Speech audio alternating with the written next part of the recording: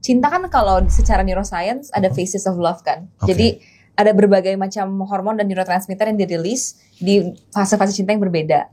Karena aku tuh galau banget Kak, di nyanyi itu aku ngerasa kok aku nggak bisa ya nyanyi yang kayak powerful like Whitney Houston vibes gitu. Iya. Nah terus ya sempat ngerasa udah deh kalau gitu gue acting aja deh gitu. Tapi emang pasti balik lagi ke nyanyi karena emang aku suka. Iya, emang nyanyi. Iya, gitu. Hai singers, ketemu lagi dengan saya Indra Aziz di Vokal Plus, bebaskan suaramu. Hari ini kita kedatangan Agatha Chelsea. Halo. Thank you for having me.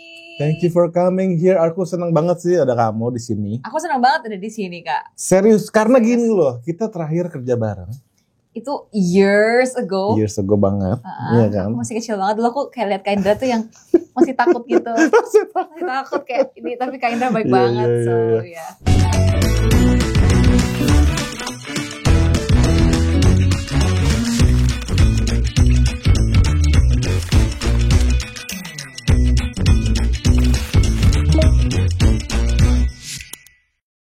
Aduh, thank you Chelsea. Oh, by the way, Yes. congrats.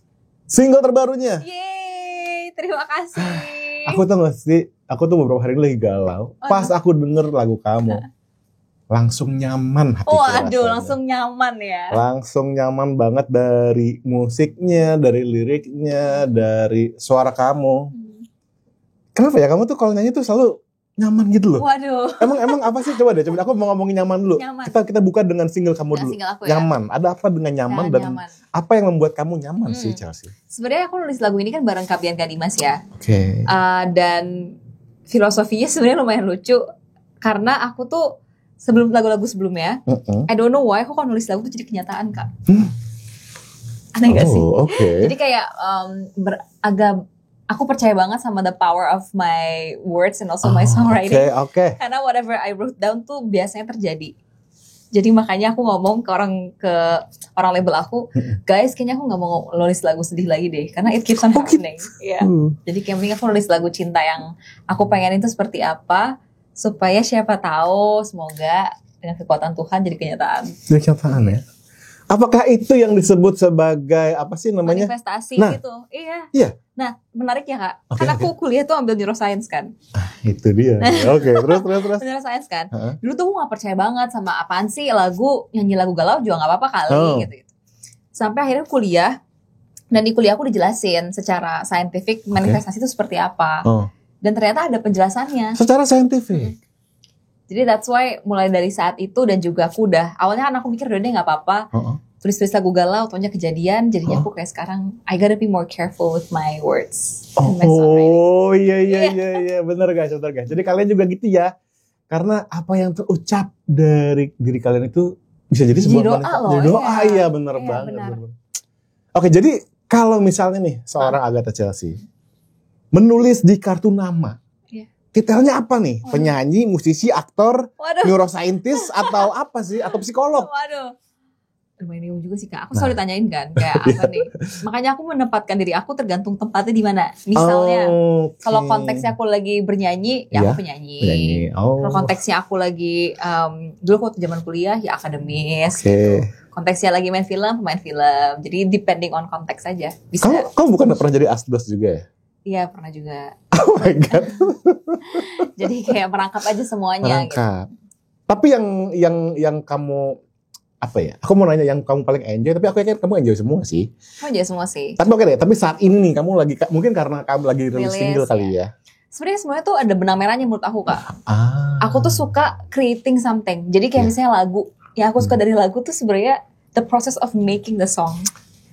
Proses itu. Jadi kayak songwritingnya aku suka, terus kayak pemilih instrumennya aku suka.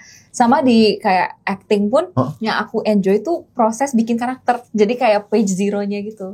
Aku senang kayak analisanya segala macam. Sama di bidang kalau akademis juga aku sukanya ya mencari tahu dan belajar tuh aku suka gitu. Jadi kamu kayak seneng nyelam ternyata ya. Iya, jadi aku senang kayak yang dari yang kompleks, dari yang gak ada jadi ada gitu.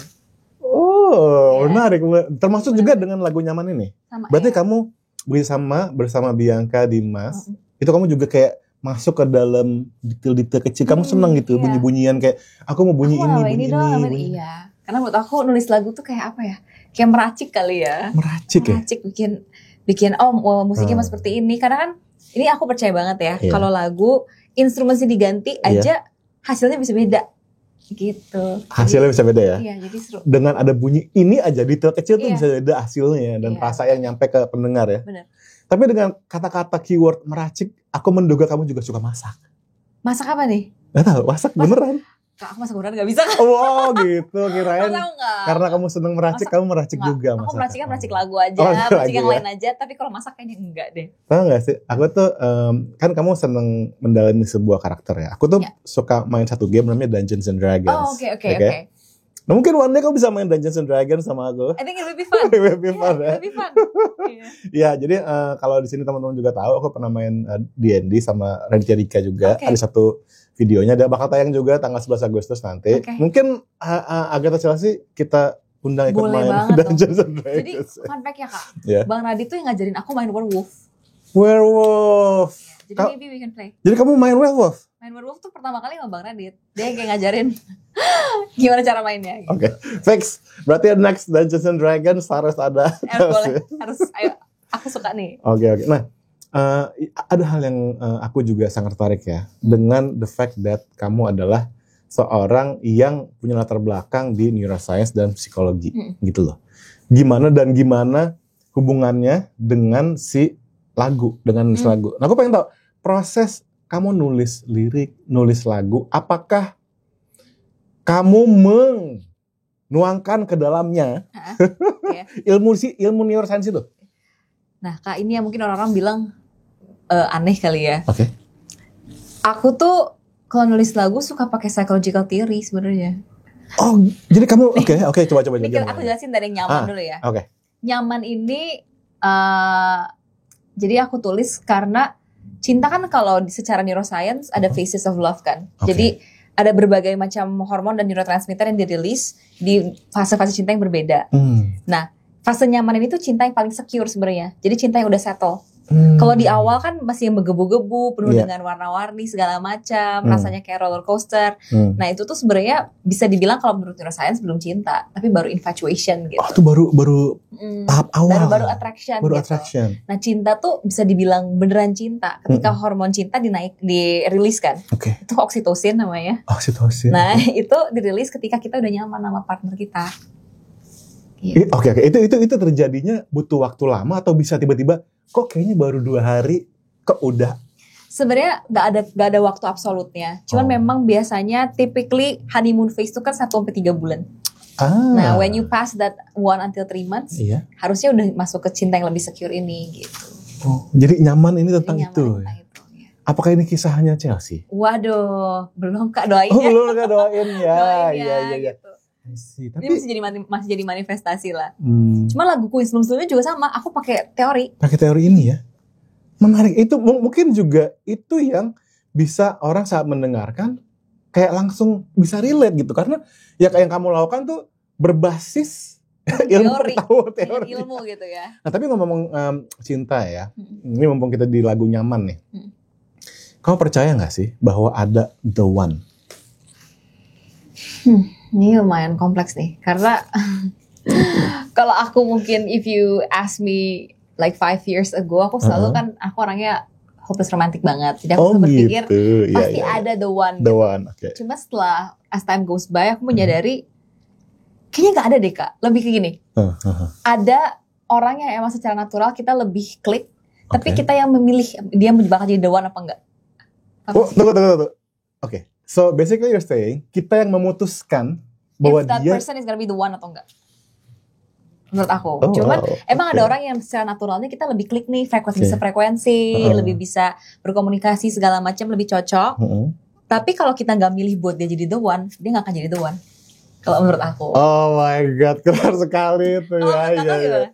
Aku setuju banget sih. Aku setuju banget sama kamu bahwa setelah kita ada kecocokan tadi, ada compatibility, akhirnya kita yang harus memutuskan. Iya nggak sih kita yang memilih ya?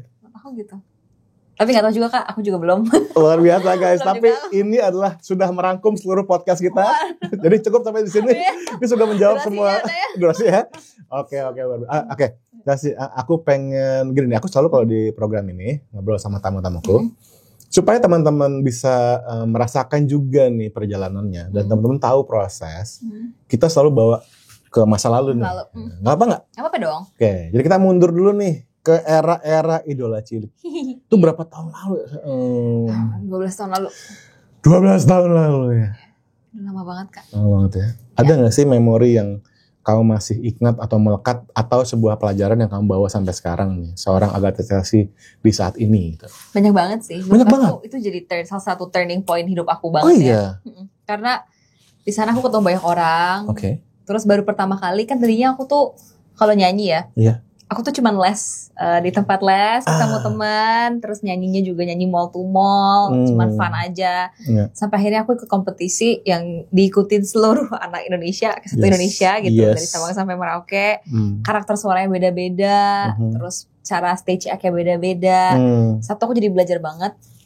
Dua, sebenarnya agak ini juga sih, agak tertampar realita juga kali ya, bahwa iya banyak banget di luar sana yang bagus banget. Banyak banget di luar sana yang bagus. Itu kayak membuka mata kamu. Membuka mata banget gitu. Dan sebenarnya pertama kali juga aku ke-expose sama dunia luar kan. Yang ada orang yang nonton tuh bukan cuma sekedar keluargaku. Tapi yang nonton orang lain. Dan ada pro kontra. Ada yang suka, ada yang enggak. Gitu. Bener banget. Itu bener-bener nge-shape aku banget buat jadi pribadi yang apa ya. Growing up, jujur banget dari Idola Cilik itu aku sempat gak mau nyanyi Kak.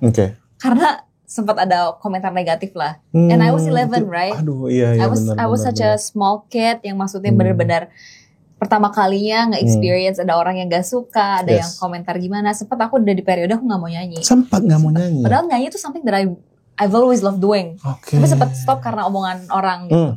Sampai akhirnya it took me several years malah. Kayak maybe 3-4 years. Sampai akhirnya aku kayak, I think I miss singing, I wanna sing again. Oh jadi kamu sempat ada masa selama itu ya kamu rehat gitu ya? Sempet kayak, aku ada off air pun aku gak ambil Kak.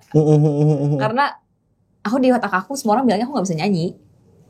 Jadi aku kayak udah deh gak deh gitu. Dan itu nempel, satu komentar simpel itu tuh nempel di. Iya. Padahal aku masih kecil, tapi memang make sense sih Kak. Masih 11 tahun kan. 11 tahun. Nah kalau ngomong-ngomong soal komentar negatif netizen ya, kamu ada advice gak sih? Tentu ini teman-teman juga relate nih. Kalau mereka bikin cover atau apa, terus ada komentar negatif. Kamu ada setelah kamu pelajari gitu di dunia entertainment segitu lama, gimana sih kita sebaiknya menyikapi netizen komentar buruk gitu netizen? Kalau aku sebenarnya Kak, omongan negatif kan pasti ada aja ya. Kita nggak bisa kontrol orang ngomong apa. Cuman yang bisa dikontrol cara kita nanggepinnya. Jadi kalau aku dari kecil, sebenarnya aku lumayan beruntung sih. Beruntungnya tuh dulu waktu zaman aku muncul, itu sosial media belum gila banget, belum yang semarak itu, meskipun udah ada. So I can imagine anak-anak di luar sana yang sekarang mungkin lagi meniti karirnya di tengah sosial media yang semua orang freedom of speech-nya, semua orang bisa ngomong apapun gitu. Nah kalau dari aku mungkin satu, gak usah cari penyakit kalau misalnya emang gak perlu dibaca, gak usah dibaca. Aku tipikal yang bener-bener kalau selain buat kerjaan ya, aku gak main sosmed Kak. Jadi aku bener-bener delete gitu, kayak udah hapus aja. Karena menurut aku buat apa cari penyakit, satu. Terus dua, kalau misalnya komentar negatif, aku tipikal yang poinnya apa? Misalnya aku dulu diomongin gak bisa nyanyi. Berarti kan ada room for improvement di aku nyanyinya kan. Ya udah ambil aja. Sisi jeleknya apa sih orang lain bilang. Ambil aja and then udah habis itu gak usah dibaca lagi. Take the objective aja supaya bisa improve diri aku. Karena kan sebenarnya komentar negatif poinnya buat bikin kita lebih baik juga kan. Jadi udah diambil itunya dan sisanya ya udah jangan. I know it's hard sih. Aku juga sampai sekarang kalau di komentar negatif masih lah kena mental kan. Cuman yang kayak ya udah deh ambil yang bagusnya aja buat aku, yang enggak udah mendingan enggak usah dilihat lagi gitu. Tapi aku sangat menyukai approach kamu melihat komentar negatif. Di mana kamu kamu zoom out and then kamu melihat, kamu membedah. Apa sih komentar negatif? Kayak apa ya poinnya apa, kenapa, terus yang perlu diperbaiki apa. Kalau udah waktu dulu kan aku nyanyi, berarti nyanyi aku harus lebih stabil nyanyinya. That's it, thank you, udah nggak usah dibaca lagi. Gitu. Itu advice saya keren banget sih guys ya. Coba dipraktekkan ya.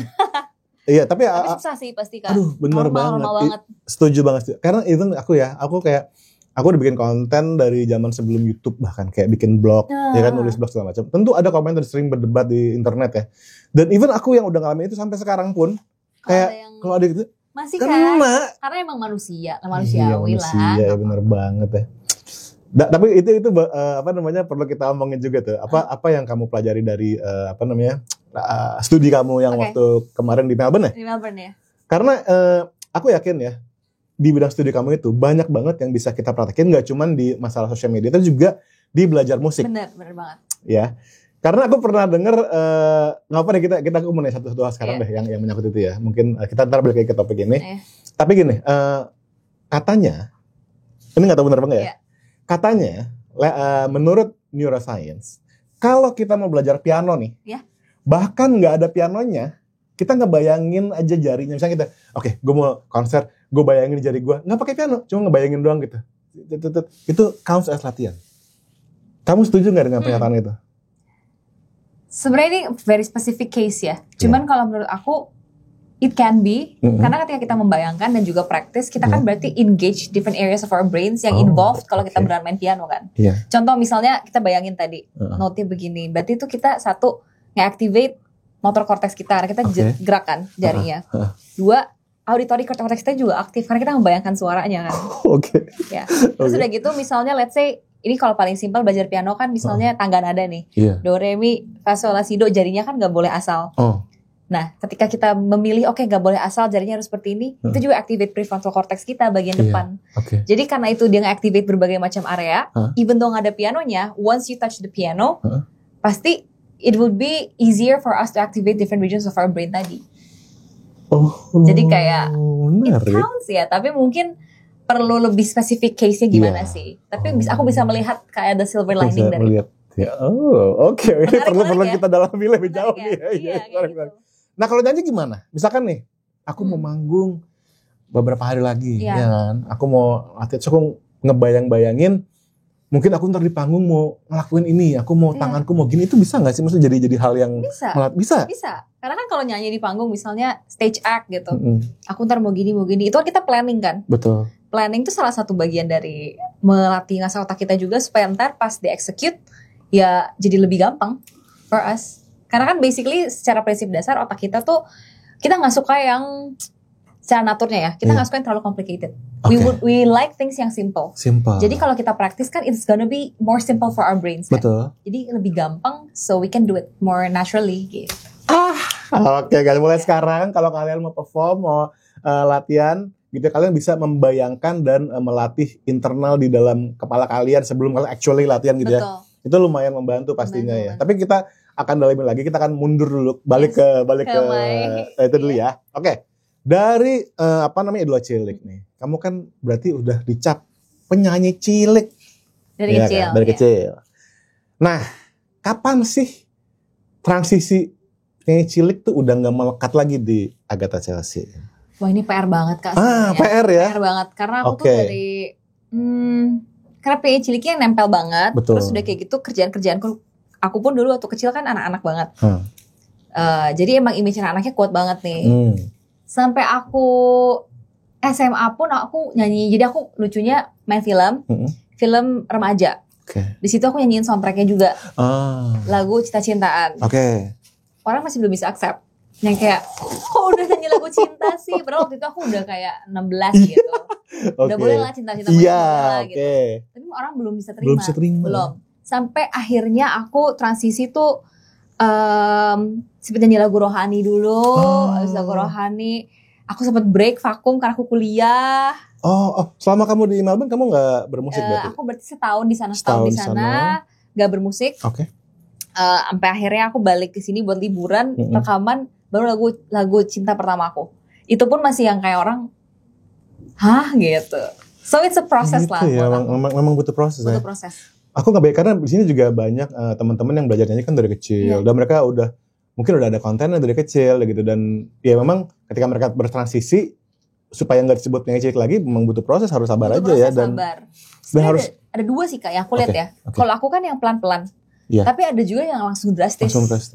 Break bentar langsung drastis ada kan. Kalau aku tuh yang emang pelan-pelan berubahnya. Jadi orang kalau ngelihat growth-nya kelihatan begini-begini, berubahnya gimana gitu. Beda-beda sih.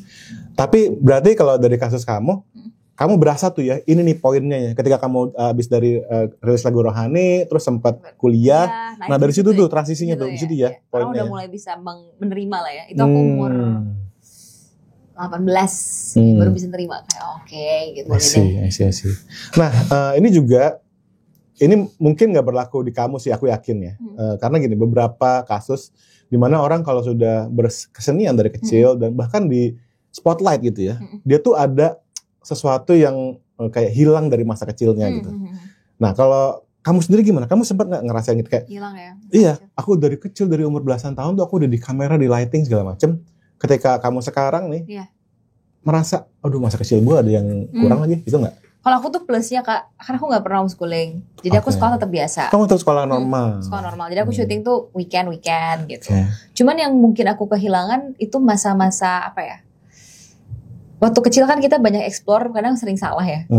Kalau aku tuh jadi kayak gak dikasih room sih. Cuman waktu aku untuk bikin salah tuh minim sekali. Waktu dan kesempatannya. Karena satu, dari kecil udah jadi spotlight, jadi makanya harus udah responsible kan. Harus jaga, maksudnya ada jadwal, terus paling simpelnya itu deh. Ada schedule syuting, berarti kan aku gak bisa main semau aku kan. Betul. Ya, jadi mungkin yang paling aku ngerasa miss out itu aja. Itu ya. Nah ini anak artis cilik lah, kayak semua juga gitu. Iya, bener ya. Oke, nah aku bisa ngebayangin sosok Chelsea di Idola Cilik dulu dengan sosok Chelsea di lagu Nyaman ini adalah sosok yang berbeda. Kira-kira nih, nasihat apa yang Chelsea sekarang ingin sampaikan ke Chelsea umur 13 tahun? Simpel sih Kak, aku satu. Apa tuh? Jangan terlalu peduli apa kata orang. Ya, karena dulu aku peduli banget. Nyanyi misalnya, aku inget banget dulu waktu zaman aku kompetisi nyanyi nih. Namanya anak-anak kan pasti antusias, very energetic. Ada yang pici dikit ujung-ujungnya. Dihujat, aku langsung kayak, aduh, gue deh nextnya aku nggak mau terlalu.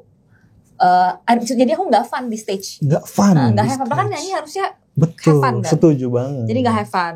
Terus kayak misalnya hal kecil aja tuh jadi masalah. Dan buat anak kecil seumur gitu kan kepikiran ya.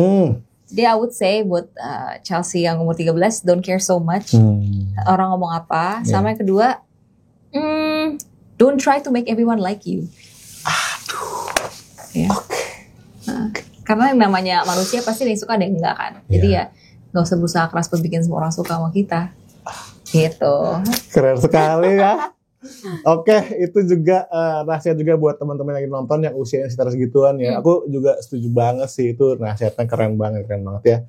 I mean ini coming dari seorang Agatha Chelsea yang mana sudah menjalani kayak apa ya, asam dan garam dan madunya dunia entertainment ya. Lumayan. Enggak lah Kak, enggak selama itu juga lah. Menurut aku enggak. Cuman ini juga yang aku sering mungkin teman-teman sini yang penyanyi juga mungkin bisa relate ya.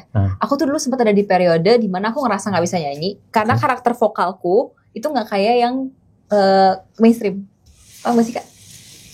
Aku bukan paham lagi. Aku mengerti sekali maksud kamu. Tapi coba jelaskan. Jadi gini, aku tuh nyanyi suara vokalku emang tipis kan.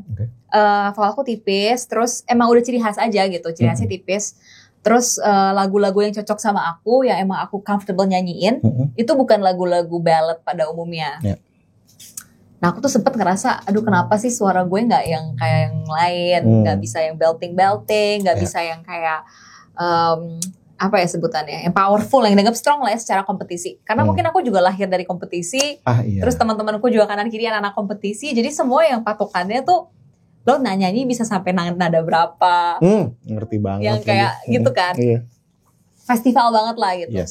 Sampai aku tuh ngerasa kayak aduh kayaknya gue gak bisa nyanyi deh karena itu. Padahal ya itu yang aku bilang tadi Kak, I've always love singing, cuman karena aku ngerasa aku gak bisa nyanyi itu, jadi aku agak hesitant buat nyanyi.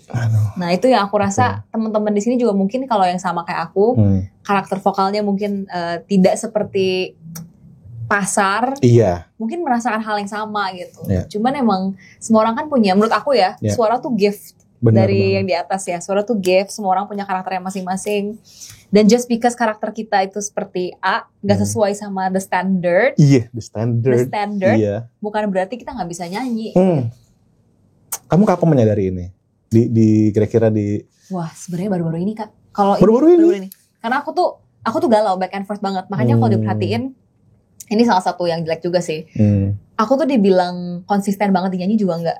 Makanya aku nyanyi, acting, kayak yang lain-lain. Karena aku tuh galau banget Kak. Di nyanyi tuh aku ngerasa, kok aku gak bisa ya nyanyi yang kayak powerful like Whitney Houston vibes gitu. Iya. Nah terus ya sempat ngerasa udah deh kalau gitu gue acting aja deh gitu. Tapi emang pasti balik lagi ke nyanyi. Karena emang aku suka. Iya emang nyanyi. Iya gitu. Cuman kalau ditanya when did I realize this? Ya baru-baru ini kayak maybe last year baru nyadar. Tapi itu pun it's an ongoing journey lah buat aku. Karena ada momennya juga di mana aku ngerasa, duh gue nggak bisa deh. Tapi ada mikir, bisa sih tapi gitu. So I guess aku ngerasain banget buat teman-teman yang mungkin punya pergumulan yang sama ya. Tapi ini adalah poin penting banget guys ya. Dimana kadang-kadang ketika kita membandingkan diri sama orang lain tuh itu melumpuhkan banget. Malah. Iya nggak sih? Iya. Aku juga sering bilang gitu ke teman-teman yang lagi nonton, yang suka nanya-nanya, Kak kenapa sih kenapa mereka tuh merasa nggak bisa nyanyi hanya karena suara mereka nggak kayak Afgan, hanya karena suara mereka nggak kayak Tulus. Ya emang apa juga nggak bakal bisa sama kayak Afgan karena Afgan ya Afgan, lu ya lu gitu kan. Tiap orang karakternya beda-beda. Bener banget. Nah ngomong-ngomong vokal nih, untuk lagu Nyaman, yes memang kamu dari lagu-lagu kamu sebelumnya kamu sudah punya ciri khas kamu, tapi approach kamu untuk memberikan rasa nyaman secara vokal ya, secara kamu nyanyi. Ada gak sih hal spesifik yang kamu lakukan? Oke, untuk lagu Nyaman ini gue giniin vokal gue apa gimana gitu? Sebenarnya aku emang Nyaman tuh salah satu lagu yang menurut aku nyanyinya udah langsung ngalir aja karena emang sesuai sama karakter aku. Iya. Jadi Kak, ini mungkin aku sharing sedikit. Aku itu susah banget nyanyi lagu galau karena suara aku tuh kalau nyanyi kayak senyum. Paham gak sih Kak? Suaranya kayak senyum ya, ngerti. Jadi aku gak senyum pun kedengarannya kayak senyum. Nah jadi buat lagu ini aku paksain udah karena lagunya manis, sekalian aja disenyumin gitu. Oh gitu. Aku ngerti sih. Itu kayak kalau iya. Kayak kalau kita lagi telepon, kita bisa we can tell di telepon tuh kayak nih orang lagi senyum kan? Iya gitu. Nah aku tuh lucunya dulu waktu aku rekaman laguku yang sebelumnya, ada lagu galauku Takdir Beda namanya. Susah banget Kak. Karena aku nyanyinya jadi kan kini sendiri, sedih kan? Tapi kayak kini sendiri, kayak senyum. Iya sih, benar. Jadi itu aku sampai diomongin gitu, jangan senyum. Tapi aku bilang nggak senyum. Tapi kedengarannya senyum. Iya, ngerti banget. Ya. Nah kalau gitu, proses untuk lagu Nyaman ya bersama Bianca Dimas, gimana sih? Apakah kamu berantem, apa kamu banyak perbedaan atau kamu kayak udah ngalir aja gitu, kayak apa sih prosesnya? Sama mereka ngalir banget dan aku sukanya karena kita brainstorming banget. Tapi aku emang sempet ngomong sih sama Kak Dimas. Jadi awalnya tuh lagu Nyaman ini pengen bassnya akustik gitar. Bassnya akustik gitar. Cuma aku kayak, Kak aku pengennya electric piano. Terus dia kayak yakin nggak akan dark karena kan electric piano kedengarannya lebih gloomy kan, lebih moody. Terus aku bilang, nggak Kak percaya dengan suara aku nggak akan jadi dark. Karena suara aku bright kan. Jadi nggak kalau sama suara vokal aku pasti jadinya bright aku bilang. Akhirnya dia yaudah deh oke kita coba. Terus pas rekaman taunya bener jadi bright. Gitu. Tapi ini hal penting banget ya sih. Ini adalah poin yang penting banget buat aku. Aku sering banget bilang ke penyanyi yang baik adalah pertama dia tahu dia maunya apa. Kedua penyanyi yang baik adalah dia tahu fitur vokalnya dia apa, kayak strength, weaknesses, dan kamu tahu kayak tenang, sama gue pasti jadi bright. Karakter suaranya bright soalnya. Itu keren banget guys. Jadi hal yang patut kalian contoh banget nih dari seorang Agatha Chelsea ya. Oke, terus kan kamu nulis lagu nih bareng mereka, terus kamu kayak udah punya aku pengen sound ini segala macem. Terus proses rekamannya tuh kayak apa tuh? Rekamannya juga ngalir banget sih karena aku di directnya sama Kak Bianca kan. Karakter dia pun ngerti banget aku karena dia ngerti banget kamu. Iya sama aku juga mostly nyanyi pakai head voice. Jadi tangannya mirip. Terus kedua buat mereka mungkin juga nggak susah karena emang suaraku emang naturalnya ya smiling voice tadi. Jadi Kak Bianca cuma ngomong boleh ditambahin dikit lagi, tambahin cuma gitu doang. Berarti yang ngedirect di studio mereka ya? Kamu ada ini nggak sih kayak ritual khusus di studio kayak kalau rekaman mesti makan pizza dulu gitu? Enggak, ada. Cuma kalau aku mungkin kalau rekaman satu harus udah hangat. Hah? Iya. Ada hangat. Ya, karena aku suka dingin. Air putih tapi. Air putih hangat. Air putih hangat. Terus tergantung lagu sih. Cuma kalau lagu galau, aku seneng gelap. Dimatiin lampunya biar kayak lebih sedih. Iya. Tapi jelas buat aku tuh lagu galau lebih PR Kak, nyanyi. Buat rekamannya ya. Ada beberapa temenku yang lagu galau malah dia jagonya gitu. Kalau aku tuh lagu galau malah susah, lagu happy malah yang aku lebih gampang buat hidupin. Tapi kalau Chelsea sendiri, orangnya galau apa happy sih? Aku orangnya stoik banget lagi. Nah, gimana? Aku tuh segalau-galaunya aku selalu bisa berusaha untuk mencari sisi baiknya gitu. Jadi orangnya apa ya? Gitu sih, kayaknya. Ya. Kayak kalau lagi stres, ya udahlah mana hidup, ya udah biasa aja gitu. Oke. Jadi mungkin, tapi kalau happy dibilang happy terus juga enggak ya Kak? Maksudnya aku kebalikannya, aku lagi happy aku kayak it's good, tapi kayaknya jangan terlalu over deh. You gotta prepare for tomorrow. Gitu. Jadi orangnya berusaha untuk balance, stabil. Tunggu. Aku pernah tahu ini satu istilah. Homeostasis. Homeostasis sih. Orangnya homeostasis banget. Jadi kalau lagi sedih dia jangan sedih amat. Kalau lagi happy ya boleh tapi jangan terlalu over you. Jangan over you. Berarti kamu mengaplikasikan ilmu dopamin nih di sini? Agak ya. Gimana? Aku tuh jadi kalau galau aku tuh kayak tahu kan. Maksudnya pasti pertama kita withdrawal dulu nih rasanya. Pasti kayak seakan-akan misalnya kayak diet lah, mirip diet. Kalau misalnya baru hari pertama kan berat banget. Hari pertama mungkin gak seberat itu. 2-3 tuh berat. Nah itu kenapa? Karena you crash nih, dopaminnya crash nih. Iya. Jadi terus kalau udah berapa lama, udah lebih lebih stabil. Nanti ada momen dimana grief lagi. Jadi makanya mungkin karena pengetahuan itu juga ya. Jadi aku tuh kalau galau pun nanti time will heal gitu. Iya. Ini menarik banget sih. Kamu pernah punya ide untuk menulis buku soal ini nggak sih, tentang kayak maksudnya kan kamu banyak nih pengalamannya segala macam di dunia film, tapi juga kamu mengetahui hal seperti ini gitu. Pernah nggak sih kamu kepikiran kayak banget lagi? Semua deh. Kemarin sempat ditawarin juga sih, misalnya ditawarin buat nulis buku tentang neuroscience dan didoain aja semoga bisa terrealisasikan. Itu plus I would imagine karena kamu juga punya podcast, kamu juga banyak mengundang orang. Masih banyak juga hasil obrolan kamu yang bisa kamu... Banyak input banget sih. Iya gak sih? Yang bisa aku apply. Bisa aku masukin. Kayak tadi kan kamu sempat mention dari apa sih? Dia punya kayak satu buku, punya kayak satu kayak kartu-kartu gitu, quote-quote dari tamunya gak sih? Iya benar. Keren. Aku menunggu banget sih itu dari Agatha Chelsea. Amin, semoga doain ya Kak. Iya, keren banget. Nah, masih tentang vokal nih, Chelsea. Kan kamu nyaman bahasa Indonesia dong? Iya. Tapi kamu juga di single sebelumnya, lagu bahasa Inggris. Ya. Nah, perbedaannya buat Chelsea apa nih? Kamu lebih suka mana sih, bahasa Inggris atau bahasa Indonesia? Dua-duanya sama aja menurut aku. Buat kamu sama aja? Cuman ini kalau kita ngomongin vokalnya. Kalau nulis ya obviously beda ya. Nulis itu apa aku ya Kak? Kalau dari songwriting pasti beda kan Kak? Kayak maksudnya dari diksinya, terus kayak ada aku tuh kalau dengerin melodi, aku tipikalnya kalau nulis lagu melodi dulu baru lirik. Nah kalau nulis kayak melodinya, ini kayak lagunya Indo deh, ini lagunya Inggris karena emang diksinya beda. Dari melodinya kamu bisa? Gitu. Kayak gak tahu aja, kayak kadang bisa kebayang. Nah tapi kalau dari segi vokal rekaman sama aja, cuman aku tuh punya kebiasaan kalau nyanyi bahasa Indonesia, ada pronunciation aku yang ke bawah-bawah Inggrisnya. Jadi misalnya kayak lebih nyamannya aku dibercandain terus. Ada dan apa? Cinta mulai bercerita. Harusnya kan Rita kan. Aku kebiasaannya waktu di studio, cinta mulai bercerita, Rita. Oh iya. Itu ke bawah. Terus kayak kalau denger lagi di ref kedua, ini diambil sih sama Kak Dimas soalnya katanya ini Chelsea banget. Ada aku liriknya, semesranya tanpa pura-pura. Aku semesranya tanpa. Iya. Jadi ke bawah. Jadi makanya sebenarnya apa ya? Kalau ditanya tricky mana, beda-beda sih. Cuman buat aku mungkin karena nggak tahu mungkin kebiasaan atau apa nggak ngerti. Cuman itulah. Iya. Mas kan kamu juga tadi bilang kamu penggemar lagu-lagu Disney nggak sih? Akhirnya secara alam bawah sadar ke bawah ya. Benar. Dan aku tuh I grew up belajarnya lagu Disney Kak. Jadi waktu aku les nyanyi atau kecil, pasti mau lagu apa? A dream is a wish your heart makes gitu. Pengennya Disney. Oh, ke bawah ya. Oke, nah sekarang gini. Ini juga satu pertanyaan yang aku sering banget tanyain songwriters yang nulis di bahasa Indonesia dan bahasa Inggris.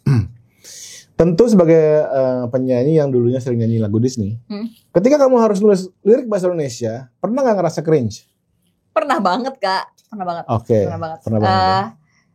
Dan aku tuh mungkin jeleknya kalau waktu awal-awal, karena aku nulis tuh lagu bahasa Inggris dulu, Kak. Bahasa Inggris dulu. Pas diminta nulis lagu bahasa Indonesia, aku berusaha translate dari Inggris. Dan akhirnya cringe dong, kayak akhirnya cringe, aneh. Benar, ya. Nah, akhirnya aku belajar, oke, nggak bisa. Kalau misalnya mau nulis bahasa Indo, yaudah dari awal Indo gitu. Jangan dari lensa ditranslate. Iya, benar banget. Iya. Laguku apa ya yang ditranslate ya? Kalau nggak salah 8 huruf ada laguku, itu awalnya Inggris semua. Udah gitu, aku ngomong ganti bahasa Indonesia. Sampai akhirnya aku berusaha translate, tapi cringe banget. Itu. Jadi akhirnya udah harus berarti di scratch, dibuang aja, bikin dari awal. Gitu. Iya, tapi itu poin itu aku baru denger juga, tapi itu poin yang sangat bagus. Kalau emang kita mau nulis lagu bahasa Indonesia, pola pikirnya ya Indonesia, jangan bahasa Inggris gitu. Even though mungkin ada beberapa yang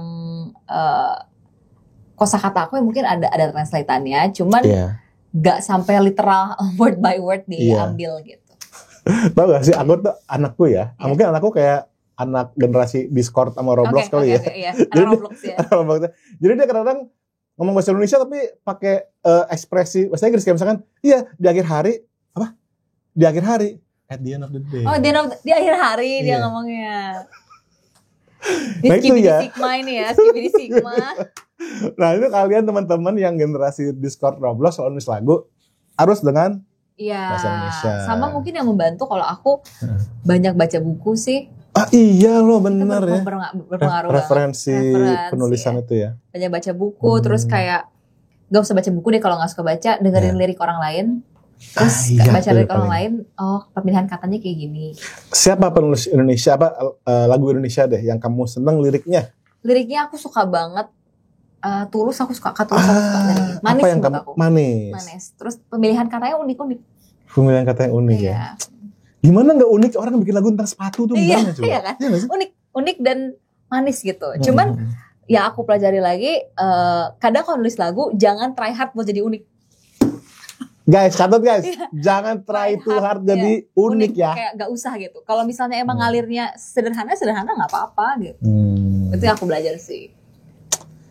Ya, itu adalah suatu pelajaran yang perlu pengalaman banyak tuh. Karena orang tuh suka gini, Chelsea. Ini juga teman-teman yang nonton sih suka nanya, gimana sih cara nulis lirik?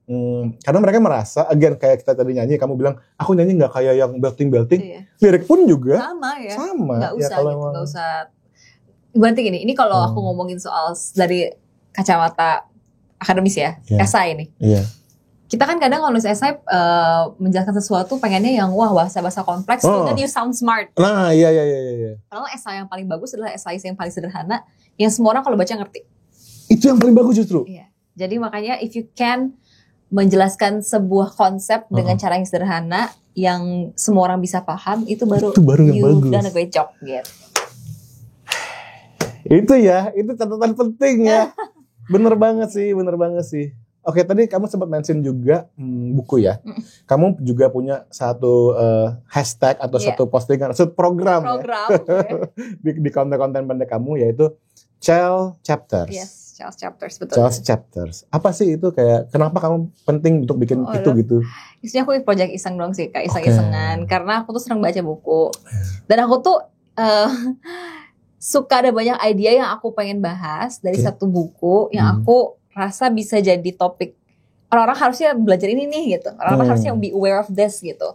Nah, jadi makanya aku bikin segmen namanya Child Chapters, di mana aku bahas buku-buku yang aku baca, message-nya apa, dan mostly topik yang aku tertarik sih. Kayak misalnya psikologi, otak manusia. Nah, itu aku yang bahasnya di Child Chapters ini. Sebenarnya berangkatnya juga supplementary dari, jadi aku bikin account education gitu, Kak, namanya Neuron Edu, di mana aku ngajarin neuroscience. Nah, gara-gara itu orang-orang pada komen, belajarnya dari mana sih, Kak? Buku-buku yang di Kakak baca apa? Akhirnya aku sharing di Child Chapters ini. Gitu. Ada buku yang mungkin kalau kamu bisa kayak gini, oh ini cocok nih buat penyanyi-penyanyi gitu, atau buat musisi ya. Ini tapi neuroscience banget sih, tapi musik. ada namanya Musicophilia, Oliver Sacks. Oke, Oliver Sacks. Oke. Itu basically dia bahas soal lagu, soal what does the music, how does the music impact the brain. Terus kalau kita dengerin lagu tuh, aktivitas apa aja yang yang terjadi gitu-gitu. Terus kayak what is it to listen to a music? Itu apa sih? Kayak gitu. Jadi makanya menarik banget lah. Musicophilia. Oke. Yes. Kita akan cari ya. Berarti music therapy is real ya? Music therapy is real. It is. Karena kan sama ya, maksudnya otak manusia tuh kalau kita pendengar kan ada frekuensi. Yes. Otak manusia juga sama ada frekuensinya. Even though it operates in different skala. Cuman it's real. Kenapa? Karena music kan kadang kita kalau dengerin lagu ada efeknya lebih relaxing, ada lebih semangat, lebih apa. So that's why banyak psikologis juga yang approach-nya jadi menggunakan musik sebagai medium untuk mereka ngelakuin terapi gitu. Menarik banget ya. Tahu gak sih, dari tadi kita ngobrol tuh musik dan topik ini, neuroscience ini tuh kayak banyak banget nyambungnya. Saling berkesinambungan, iya. Kamu juga sempat bilang, aku pernah dengar kamu ngomong gini, kayak otak manusia tuh ada namanya neuroplasticity. Yes. Oke. Nah, tadi kita sempat ngomongin ada satu murid IFS namanya Faith. Kalian tahu juga Faith ya? Faith itu dulu sangat anti panggung, sangat anti depan kamera, dia malas banget pokoknya. Tapi kemudian sekarang dia kayak udah lebih menikmati gitu. Apakah itu mungkin salah satu bentuk neuroplasticity? Apakah orang bisa berubah otaknya gitu loh, dari yang pemalu banget katakanlah, jadi lebih bisa menikmati tampil gitu sebagai penyanyi ya nih ya? Oke. Mungkin bukan neuroplasticity sih konsep yang dibahasnya ya. Kalau jadi lebih berani tampil tuh lebih ke apa ya? Jadi ada teori psikologi, dia ngomong bahwa gini, performance seseorang itu dipengaruhi sama audiensnya. Jadi let's say orang yang expert nyanyi, jadi dia udah jago nih, dia nyanyi di tempat yang gak ada penontonnya, dibandingkan dengan tempat yang ada banyak penontonnya, performance dia akan lebih baik ketika dia banyak penonton. Jadi itu jadi sebuah loop kan, dimana misalnya awalnya malu nih, tapi sebenarnya dia udah punya skillnya. Dia naik ke atas panggung, dia nyanyi, orang-orang feedbacknya oke, dia akan jadi semakin confident buat nyanyi lagi. Gitu. Jadi it's a loop. Oh, itu udah ada sainsnya tuh ya. Itu teori. Berarti kalau kita semakin banyak jam terbang di atas panggung, kita akan perform ini lebih baik atasnya gitu ya. Betul. Ayo guys, kalian kalau pengen bisa lebih baik lagi perform sebagai performer, ya memang harus berani. Harus berani. Cuman yang tricky mungkin gini Kak. Tricky itu harus pilih panggungnya yang emang sesuai kapasitas. Karena kan the moment misalnya ini dibalik nih. Sebenarnya prepare-nya kurang, tapi dia nyanyi di atas panggung. Penontonnya, audiensnya kurang oke nih feedbacknya. Yang ada malah makin drop confidence-nya. Jadi yang paling kuncinya adalah satu, harus latihannya supaya you are prepared, dan yang kedua pilih stage yang emang sesuai kapasitas kita. Bener banget. Jangan sampai misalnya ada sebuah acara, misalkan acaranya punk banget nih. Terus kita bawain lagunya yang agak-agak melenceng dari jazz banget jazz banget, kayak nggak nyambung, kayaknya jangan kayak gitu ya. Itu mungkin responnya nanti kurang baik gitu. Tapi ini menarik Caci, karena gini, aku pernah waktu setelah pandemi ya, itu banyak penyanyi yang aku latih. Penyanyi terkenal sih, aku gak usah sebut nama. Cuman dia kayak merasa, gila gue kayak merasa gak bisa nyanyi tuh gak sih? Karena dia harus nyanyi depan kamera doang. Waktu pandemi kan gak ada penonton. Dan itu kayak, gila gue merasa gak bisa nyanyi tuh gak? Cuma kayak dia sampai moles. Aku bilang, kalau aku sih waktu itu bilangnya, itu bukan teknik vokal sih bro, itu lebih ke psikis, energi ya, bener banget sih. Dan kamu pernah gak sih kayak ngerasain di panggung tuh yang energi di penonton tuh yang wow banget gitu? Wow banget pernah lah. Pernah. Itu rasanya apa ya? Ini yang aku rasa menarik juga. Kalau nyanyi di stage itu kadang kita bisa nyanyi tuh key-nya naik setengah atau satu. Oh itu ya. Kenapa tuh? Karena energi dari penontonnya bikin kita tuh jadi lebih percaya diri buat nembak nada tinggi gitu, buat bermain-main. Jadi makanya itu sih, dan itu ternyata gak cuma aku doang Kak, karena teman-temanku juga seperti itu. Begitu ya? Energi dari penonton itu ngefek banget. Makanya emang kalau datang ke sebuah pertunjukan live tuh is an experience for the singers dan juga for the audience. Jadi kayak semua the energy in the room tuh benar-benar ini ya, saling berkolaborasi untuk menciptakan satu experience yang live music. Walaupun ada musik AI, tetap beda sih. Tetap beda ya. Jiwanya beda dong. Yes, benar banget. Oke, keren. Aku masih banyak nih topik yang ingin aku bahas sama kamu ya. Terutama juga mengenai gini, aku tuh ngebayangin kalau anakku one day, dia sekarang SMA. Dia tuh pengen banget kuliah ke luar negeri. Oke. Nah, kamu umur 17 berarti waktu kamu ke Melbourne. Gimana sih kamu jauh dari keluarga gitu? Ini mungkin agak melenceng dari musik, tapi menurut aku ini penting juga kehidupan seorang yang ya ini kehidupan penting lah, tahu penting lah. Kamu pernah sedih banget gak sih jauh dari keluarga? Sedih pasti ya. Waktu awal baru pindah tuh lebih ke loneliness dan juga nggak tahu harus ngapain. Karena di pertama kali waktu 17 tuh aku ibaratnya agak nekat sih, berani tinggal sendiri, ngurus hidup sendiri dari yang tadinya biasa di rumah tuh selalu ada masakan mama nih ada nih. Terus dari yang biasanya selalu kemana-mana dicariin, orang tuaku juga nyariin, cuma kan beda ya. Kalau di sana tuh aku harus peduliin kesehatan aku sendiri, keselamatan aku sendiri, make sure aku bayar rent, ngatur keuangan semua sendiri. Nah itu yang jadinya tuh kaget kali ya. Jadi lebih ke bukan ke sedih, tapi lebih ke kaget banget kok kayak gini ya. Ternyata segala sesuatu di dunia ini tuh gak sesimpel yang aku dulu pikirin gitu. Gak cuma sekedar belajar dapat nilai that's it. Tapi ya harus mikirin kesehatan juga, mikirin. Sorry, kamu dulu waktu jadi artis cilik itu mama kamu mom manager bukan? Mom manager. Mom manager. Dia yang nemenin. Ketika kamu harus pisah, harus jauh gitu. Makanya kaget banget. Kaget makanya. Karena biasa dulu waktu kecil kalau syuting kan sama aku ikut kan. Terus kayak nyanyi apa juga dia yang bantuin. Misalnya kayak perform. Oh bajunya apa, ininya apa, dia yang siapin kan. Karena aku masih kecil banget juga. Nah kalau waktu kuliah kan udah bener-bener gak bisa nih. Mau apapun itu aku ngatur sendiri gitu. Jadi makanya belajar banget. Cuma aku bersyukurnya waktu aku kuliah kan aku fokus sekolah aja. Betul. Gak entertain kan. Sama sekali ya, benar-benar fokus. Aku gak kebayang kalau misalnya sambil entertain sambil ini bener. Jadi pelan-pelan belajarnya pelan-pelan gitu. Apa kamu bisa bilang itu adalah poin kamu meletek sebagai orang yang mandiri gitu? Iya. Situ ya? Ya pas pindah ke Melbourne terus ngalamin semuanya deh, kayak misalnya sakit tuh harus kemana? Itu tuh kamu? Iya, terus kayak sakit ke GP, insurance-nya nggak bisa dipakai. Waduh. Wah itu kenapa nggak bisa dipakai? Karena kartunya salah gini. Oke, klaimnya gimana? Itu kan sesuatu yang, gimana gitu? Bener. Iya sih, aku juga, aku ngebayang. Soalnya gini loh, kayak anakku gitu, kalau ke airport, sekarang aku ya udah kamu yang check-in. Karena sebelum itu dia tinggal diem aja, semuanya udah beres itu kan. Tapi harusnya. Tapi sekarang jadi kebalik Kak, jadinya sekarang mama papaku duduk doang.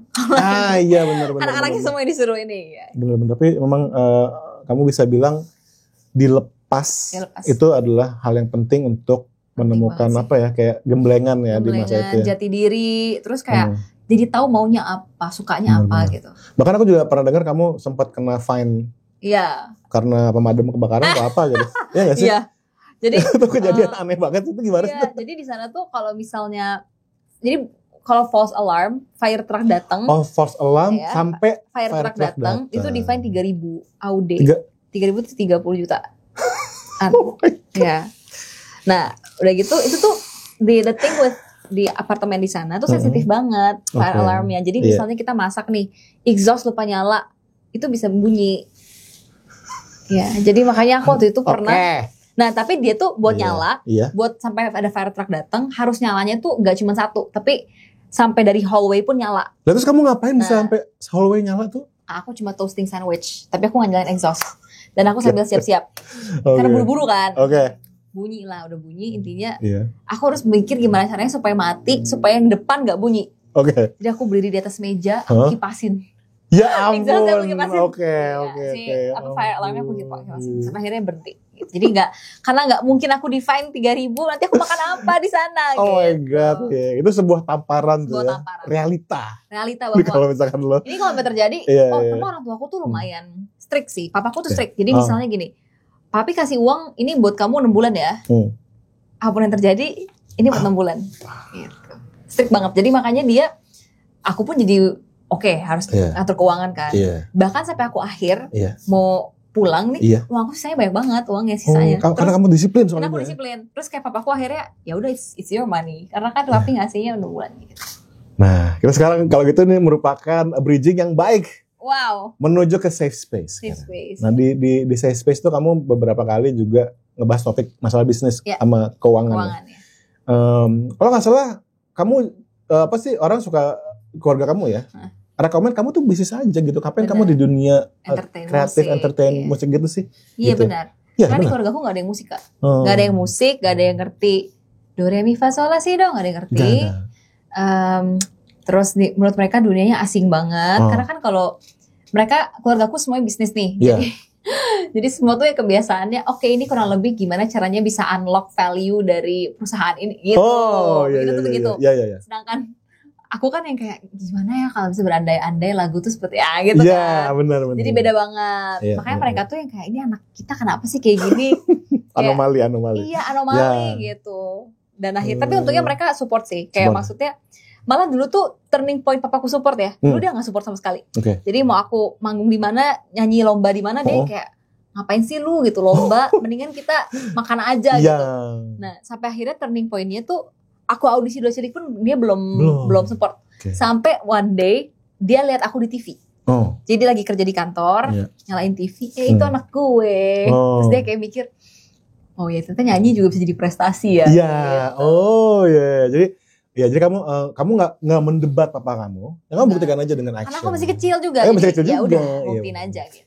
Oke, tapi I would imagine kamu growing up dengan keluarga kamu yang juga familiar dengan bisnis, kamu juga sering senang ngobrol dan diskusi soal keuangan segala macam. Pasti banyak hal yang kamu pick up here and there tentang keuangan, dan juga karena kamu hidup di dunia entertainment, di dunia musik. Aku pengen nanya sama kamu, ada nggak sih kayak akhirnya kamu menyadari nih sebagai seorang misalkan penyanyi, apalagi di zaman sekarang ya, di mana dia mesti mikirin marketing, mesti mikirin apa segala macam. Gimana sih penyanyi tuh basicnya deh untuk bisa aware tentang uang, tentang bisnis, bahwa musiknya dia tuh part of their business gitu. Ini sebenarnya lumayan jadi sering jadi topik aku sama teman-teman aku juga sih, karena semuanya view-nya beda-beda. I grew up in a family yang very business oriented, so menurut mereka musik tuh karya tapi also a product. Tapi ada beberapa orang juga yang mikir musik tuh karya aja. Betul banget. Nah kalau aku pribadi sebenarnya aku tuh berangkat bikin musik buat jadi karya. Tapi if you can monetize the karya, why not? Exactly. Nah itu jadi basic prinsipnya itu kalau aku ya. Caranya gimana? Orang selalu mikir kan kalau monetizing music ya udah dari mungkin dari platform, dari videos gitu, terus dari gigs itu monetizing the music kan. Tapi kalau menurut aku sebenarnya zaman sekarang lihatnya harus gak cuma dari point of view itu aja. Karena misalnya kayak aku juga menggunakan musik aku buat jadi bargaining power aku, di mana aku tuh gak cuma sekedar a face, tapi I also can sing. Paham musik kan? Jadi I guess teman-teman di sini mungkin yang melihatnya musik tuh cara bisnisnya masih sangat straightforward itu harus bisa lihat dari multiple point of view, bahwa sebenarnya musik tuh bisa jadi sebuah bahan untuk berbisnis dengan cara-cara lain juga. Itu aku setuju banget sih. Marah sih. Iya, kalau aku gitu. Kalau menurut kamu gimana ya? Kalau aku suka bilang gini, jadi ketika kita, contoh hal simpel deh, mengenai kita mengelola akun sosial media ya. Ketika, aku tuh takut kalau aku pengen memportray myself as a singer, aku takut kalau aku misalkan tiba-tiba ada konten lain gitu, itu takut merusak citra aku. Nah, sebagai penyanyi.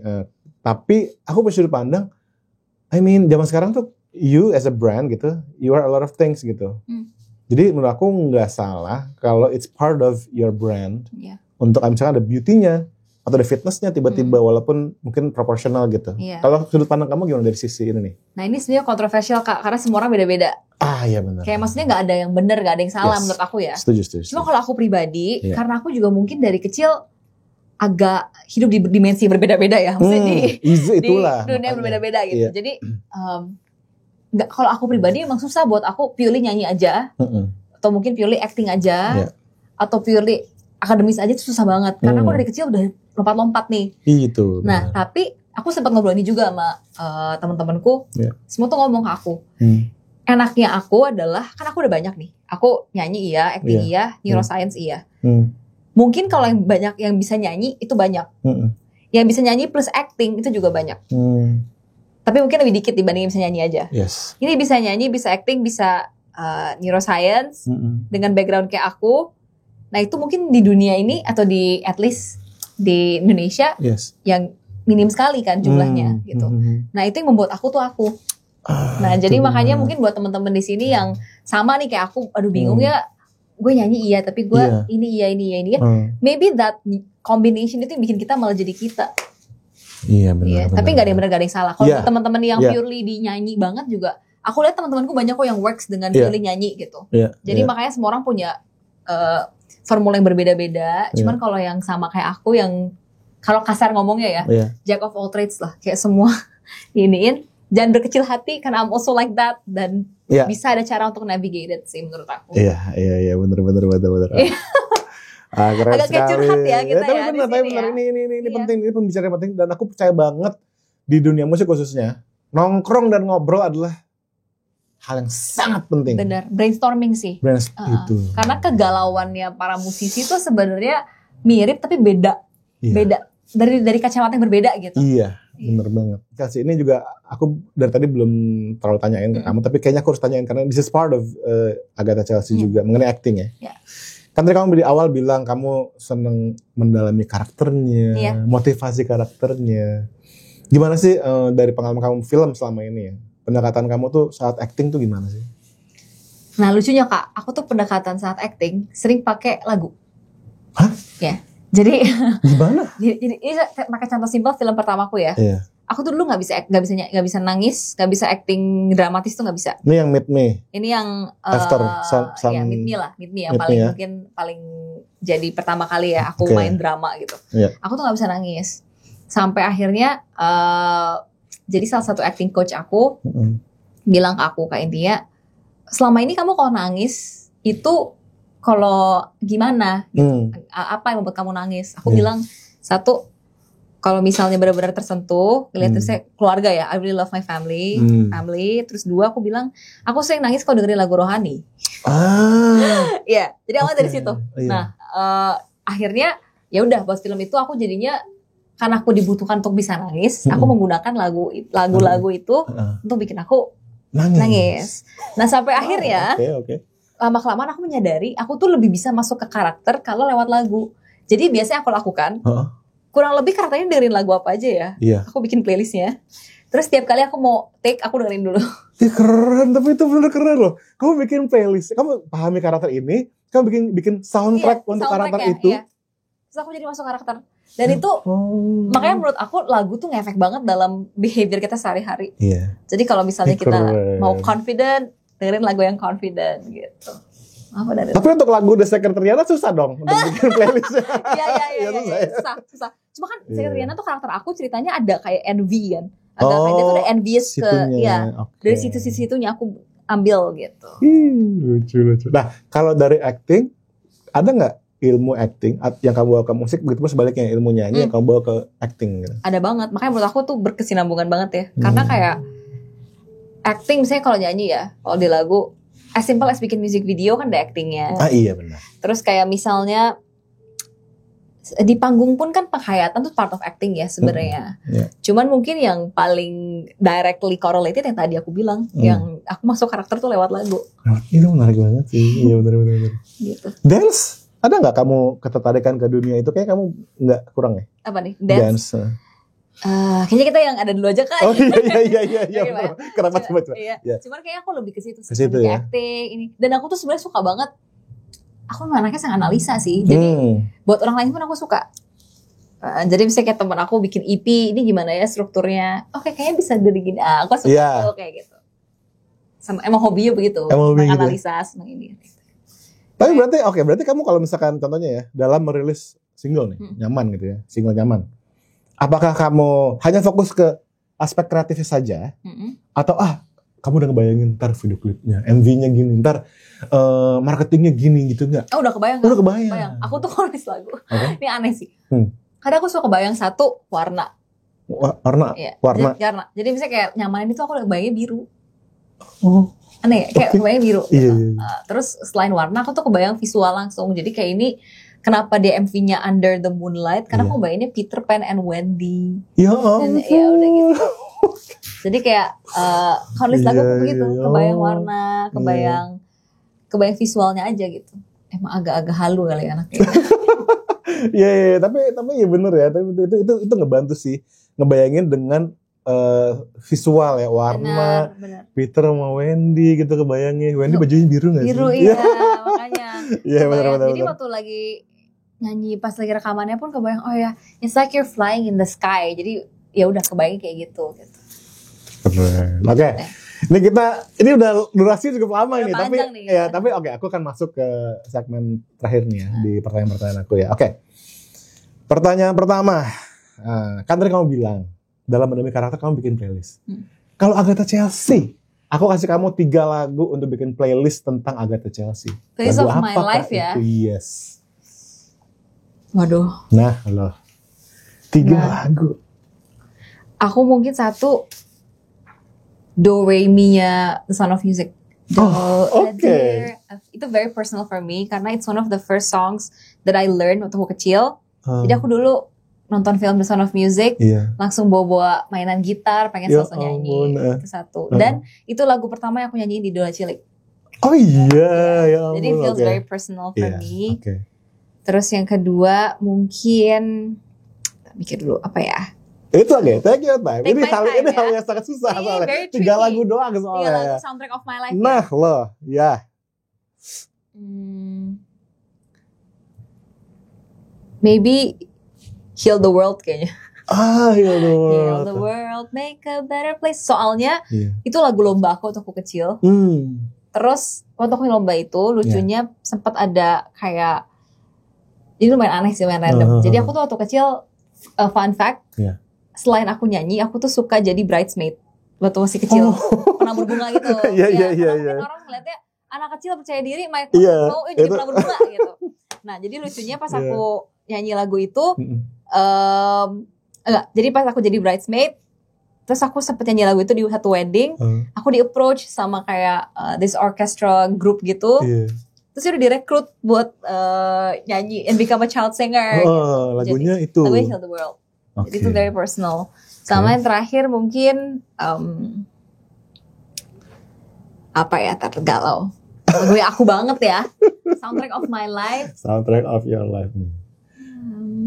Jadi kalau ada film tentang Agatha Chelsea, actingnya si aktornya bilang, aku mau mendalami Agatha Chelsea. Aku dengerin lagu apa ya? Nah itu dia. Do Re Mi, Heal the World. Nah loh. Satu lagi When You Wish Upon a Star sih. Oh ya ampun. Kayak My Lullaby. And liriknya juga very personal ya. Kayak karena aku berasa semua yang ada di hidup aku tuh berawal dari mimpi.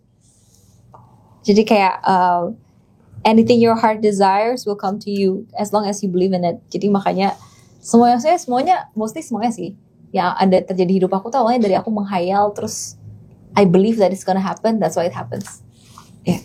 Dan saudara, terjadilah perfect loop. Perfect loop ya. Kita di awal ngomongin soal itu ya. Jadi perfect loop. Kita kembali. Luar biasa. Keren sekali. Oke. Pertanyaan yang kedua nih. Apa sih kesalahpahaman terbesar dari orang terhadap Agatha Chelsea? Kesalahpahaman terbesar ya? People tend to assume that I understand and that I have it all together. Kayak aku benar-benar semuanya tuh udah ngerti. Kayak misalnya dari aku kecil kan aku nyanyi cilik, terus udah jadi penyanyi, kayak udah jelas trajektori hidupnya kan dari kecil. Terus I also have no idea what I'm doing sometimes. Jadi kayak I'm equally as confused as you are. Kalau misalnya kalian mikir di umur, kan aku 23 ya. Di umur 23 tuh aku yang kayak udah tahu jelas mau ngapain ke 10-20 tahun ke depan. Gak juga sih gitu. Kayak sebenarnya aku juga sama as confused as masih di umur penuh exploration juga gitu. Jadi makanya aku pun sama kayak kalian masih yang explore sana sini gitu. Ini hal yang penting juga nih. Ini penting juga nih. Aku ingat di masa-masa umur kayak menuju 25 tuh mungkin masa-masa tergalau aku sih. Karena masa-masa paling satu opsinya banyak banget. Terus dua kayak ini hidup gue mau dikemanain. Nah itu dia. Terus dari yang biasanya tuh berstruktur, hidup kan terstruktur banget dulu ya. Yang kayak sekolah jelas jam berapa, syuting jam berapa. Ini tiba-tiba struktur sekolahnya hilang. kaget, shock banget. Jadi makanya kalau kalian teman-teman yang mungkin sama kayak aku juga, ya it's okay, you're not alone. I'm also still in that phase ya. Iya betul. Oke, satu pertanyaan lagi. Kan kamu udah ngelakuin banyak banget hal ya, Chelsea ya. Nyanyi, acting, neuroscience, sampai Jadi ada nggak sih hobi di luar itu semua yang mungkin orang nggak tahu nih, Agatha Chelsea gitu? Hobi di luar itu semua ya? Iya. Kalau hobi ngisengin adik aku termasuk. Kamu gak ngisengin adik kamu ngapain? Aku hobi banget. Seneng aja, aku seneng aja mau ngisengin dia, terus nyariin dia, seneng aja. Iya. Terus apa ya mungkin ya hobi yang. Ada kamu cowok aja sih? Cowok. Aku seneng banget. Terus kayak dia tuh, he's also very smart, tapi in different ways than me. Dan ya aku sebel pokoknya. Ya udah dia udah lebih dewasa dan dia sekarang udah mulai bisa gantian di dinamikanya. Dulu kan aku yang gak jagain dia terus. Sekarang dia udah mulai bisa jagain aku. Jadi kayak pretty fun tuh jailin dia. Gitu. Umurnya jauh beda? Udah 5 tahun. Oh 5 tahun. Lumayan. Kamu berapa bersaudara? 2 ya, kamu berdua ya? Dia doang. Cuman dia tiap hari begitu kerjaannya. Terus kita suka ngomongin hal-hal yang mungkin hobi aku ya yang mungkin agak aneh. Tapi ini di luar kerjaan. Aku sama adekku tuh hobinya kirim-kirim artikel. Dan research paper. Jadi kayak artikel misalnya apa? Jadi interest kita beda banget. Dia tuh lebih yang kayak all about money, all about business gitu-gitu. Teknologi dia suka. Sedangkan aku tuh yang lebih human kan, human behavior gini. Jadi kita suka cross pengetahuan gitu. Jadi aku kirim dia kirim. Terus kayak ya hobinya begitu, diskusi ini. Debat nggak? Debat juga. Karena secara approach kita lihat dunia tuh bisa mirip tapi beda gitu. Jadi makanya suka berdebat. Dan aku kebayangin debatnya tapi debat yang terstruktur gitu ya. Kayak poin kamu apa, rebuttal kamu apa gitu. Jadi kamu klaimnya adalah apa gitu. Kayak tolong argumen kamu itu nggak ini ya gitu. Nggak sound ya gitu. Cuman itu kayaknya. Sama kalau hobi lain apa ya? Yang di luar, hobi santai ya.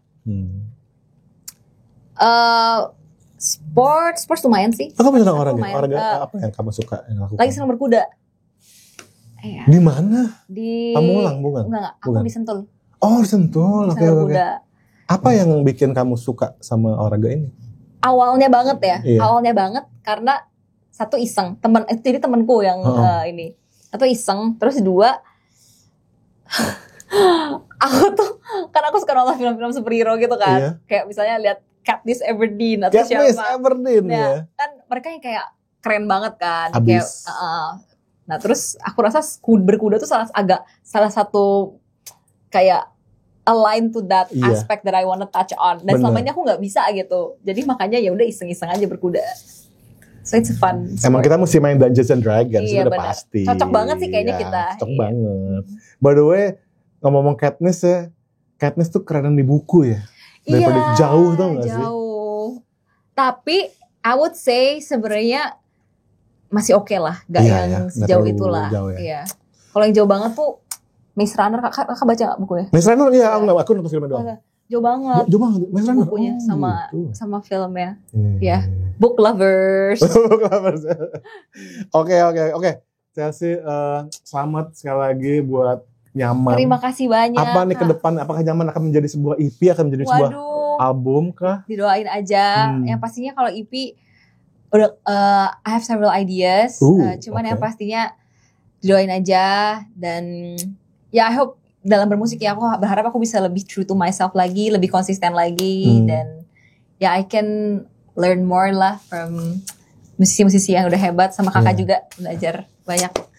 Ada gak sih yang kamu belum kesampaian dalam kayak dunia acting, dunia nyanyi kayak wah ada gak yang belum kesampaian yang kamu pengen melakukan apa collab dengan siapa kah atau apa gitu? Kalau nyanyi mungkin aku album belum kan, selama ini baru EP. EP ya? Pengen banget album. Terus pengen sebenarnya ngadain kayak showcase, kayak konser tapi emang yang personal banget. Jadi rasanya bukan aku tampil doang tapi more of a two-way interaction thing. Aku pengen banget sih datang sih. Berarti kamu juga menikmati dibanding panggung yang gede dengan penonton ribuan sama sebuah showcase yang intimate gitu kamu juga. Aku tuh pengennya bisa ngobrol kayak berinteraksi sama semua gitu. Aku pengen banget kalau misalnya itu terjadi kasih tahu ya. Datang ya kayak harus. Jadi aku pengen banget nonton gitu loh. It's been amazing ngobrol sama kamu, banyak banget yang seru banget. Aku dapatin seru banget juga, dan teman-teman aku yakin banyak mereka yang terinspirasi nih ngobrol sama kamu. So much things to learn, dan juga inspirasi yang kita tarik dari seorang Agatha Chelsea sangat banyak. So Chelsea, terima kasih banyak Kak. Dan thank you banget. Biasanya semua tamu-tamu aku selalu minta untuk sebuah kata-kata mutiara buat penonton biar semangat. Kata-kata motivasi ya. Motivasi. Apa ya? Take your time. Okay, take my time ya. Iya, silakan.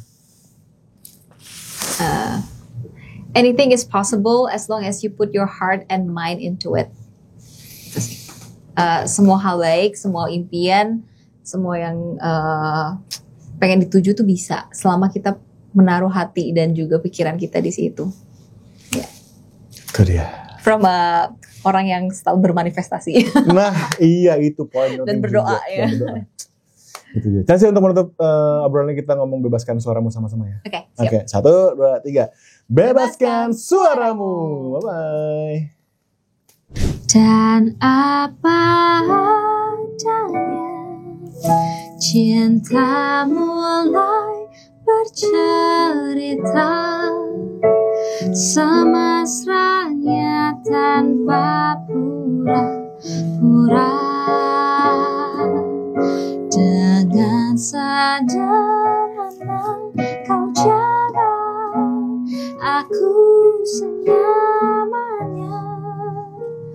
Tetaplah apa